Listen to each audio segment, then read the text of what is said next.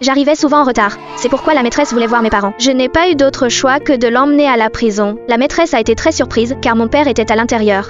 Quand papa m'a vu, il a sauté de joie.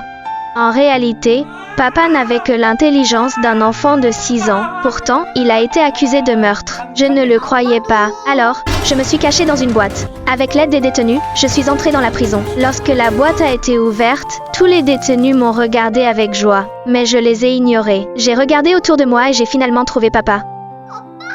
Il a rampé hors du coin et m'a serré dans ses bras. Sa barbe piquait mon visage. Nous avons tous les deux pleuré de tristesse. J'ai juré que je devais aider papa à s'échapper de prison. Mais un oncle avait peur que je leur cause des ennuis, alors il est parti nous dénoncer. Je ne pouvais qu'observer, terrifiée. Les gardiens ont été attirés rapidement. J'ai dû me cacher derrière la porte, puis j'ai attrapé la main du détenu. Je l'ai supplié de ne rien dire. Une larme a coulé sur mon visage. Finalement, l'oncle m'a aidé à me couvrir. Je me suis précipitée auprès de papa. J'ai dit à papa de ne pas faire trop de bruit. Cette scène chaleureuse a rempli la cellule de rire. Puis j'ai emménagé dans la cellule. Les oncles ont utilisé du carton pour créer un ciel étoilé pour moi. Il brillait avec la lumière sur nos couvertures. Cependant, le directeur de la prison m'a découverte lors d'une inspection de cellule. Papa et moi avons été de nouveau séparés. J'étais très triste. Finalement, je suis tombée malade. Le directeur de prison était à côté du lit.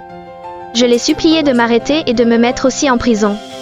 Le directeur de la prison s'est retourné et est parti. Il a réexaminé le cas de papa. Je ne savais pas ce qu'il pensait, mais je me suis de nouveau cachée dans une boîte en carton. Je suis retournée auprès de papa. Tout le monde savait aussi que papa avait été calomnié, alors ils ont tous écrit des pétitions. Ils espéraient que l'affaire pourrait être rouverte. Mais dès que le procès a commencé, papa a tout avoué. Plus tard, j'ai découvert que le chef de police avait menacé papa avec moi. C'est pourquoi j'ai pleuré le plus tristement. Quand le marteau du juge est tombé, papa a été condamné à mort. Mais les oncles n'ont pas abandonné. Ils ont construit une montgolfière pendant la nuit.